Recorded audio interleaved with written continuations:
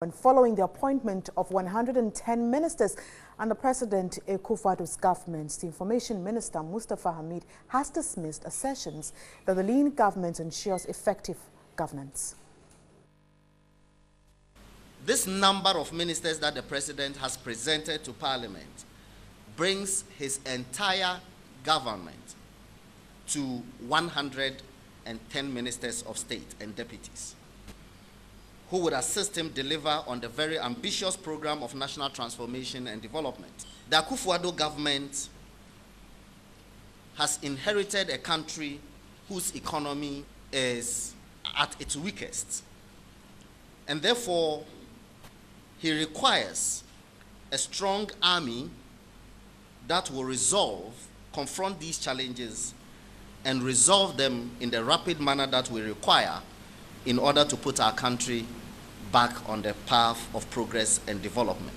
Mustafa Hamid said a lean government is not a yardstick to measure success of a government. Nowhere did we ever promise a lean government, because in our view, it is not the leanness or bigness of a government that determines its output and its ultimate performance. We have had in the history of this country governments that are smaller, that have landed this country in bigger debt and bigger mess than governments that have had bigger, if you want, ministers. For example, the Akufo government, apart from this Akufo-Addo government, would have been the government that had the biggest number of ministers and deputy ministers. But everybody knows President Kufuor's record in this country. Everybody knows at the end of President Kufuor's government what we did for this nation. Those who came subsequently after that and created all the financial mess that we have on our hands, which we are still dealing with, had smaller governments. So I can purport to run a government with 10 ministers and still create an avenue for them to loot our nation, if that is what the Ghanaian people want. Or to have a government that is bigger than that, but which has people of integrity, of honesty, who are on the job and doing the things that ought to be done. So on the back of the concerns that have been raised regarding the size of the current government's ministers who've been giving appointments and names that have come up, there have been concerns for and against the size and the people that have been mentioned, the numbers that have come up as well. And we'll quickly run you through some of the basic salaries that's here pay for ministers and for deputy ministers, as well as MPs. We have 14,826 Ghana cedis, and for deputy regional ministers, MPs as well, we have 14,598 Ghana cedis. Deputy ministers who are not MPs, specifically mentioned here, non-MPs, that's we have that amount stated here, and that is 15,739 Ghana cedis. And let's quickly go back to that. And for deputy regional ministers who are not MPs, we have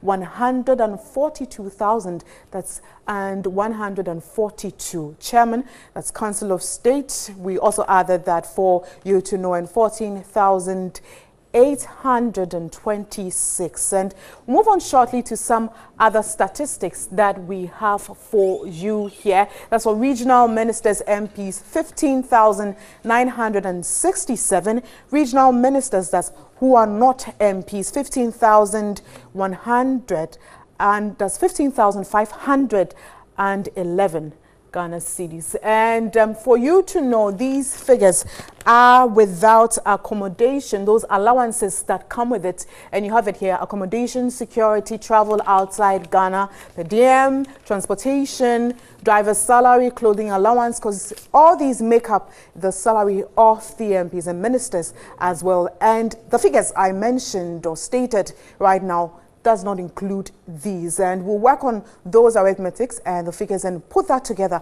and let you know that as well. But shortly we will be going to Parliament, where there's a reaction. My colleague Evelyn Tigma spoke to the Minority Chief Whip Muntaka Mohammed on this very issue.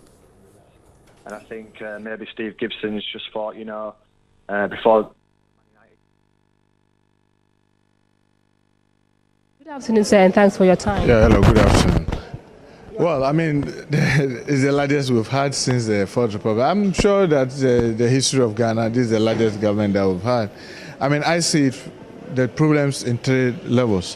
One, the size is so big, you are making democracy very expensive for the ordinary person, having to know that these ministers have to be given houses, they have to be given vehicles, they have to be fuel, they have to be chauffeur-driven, they have to be given security, and what have you. I mean, this is very, very too expensive for the ordinary person, and we are making democracy very expensive. I doubt how many presidential staffers he will end up having if ministers is having 110.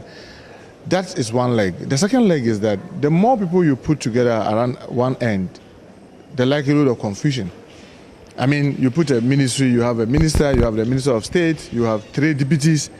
I mean, then this deputy says that, oh, he's sending this person more than any of us.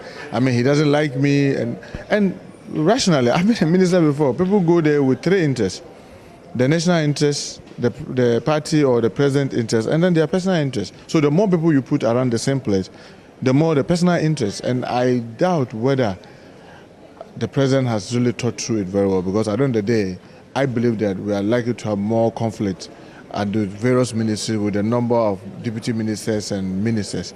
But the most important of all the 3 worry for me is Parliament.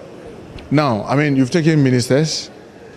Parliament has appointed or gone through the motion to get their chairpersons of the committees and the vice chairpersons. And believe me, before someone is chosen as a chairperson of a committee or vice chairperson of a committee, the person is very conversant with the happenings of the House. The person is very conversant with the rules of the House. The person is very conversant with the committee. Now, all of them have been swept into what do you call a deputy ministerial position. What it means is that now the majority will be struggling to get another set of chairpersons and vice chairpersons. And that would definitely affect the operations of the House. I mean, oversight is going to be a challenge, because with the exception of public accounts and subsidiary legislation, almost all the committees are chaired by the majority.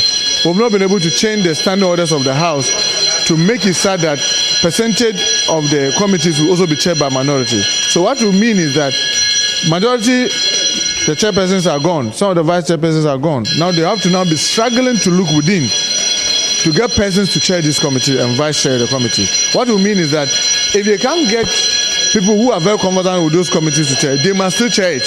So they will end up putting just any persons to chair committees. And obviously, that will affect oversight, because on each of the committee, if you take finance committee, 25 members, minority has 10.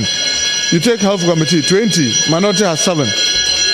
So on each of the committee, they are in the majority. So if you don't have a very good chairperson or vice chairpersons that know the rules of the House and know how to navigate within this committee, what it's going to mean is that, as usual, it's going to be partisanship, because all the person has in his hand is hammer. So everything else is a nail. So the person will just be true partisanship, and I think it's going to affect the House. And for the first time, I'm also beginning to believe we need to separate the executive from the legislature, so that we can have dedicated legislators who are working to strengthen Parliament.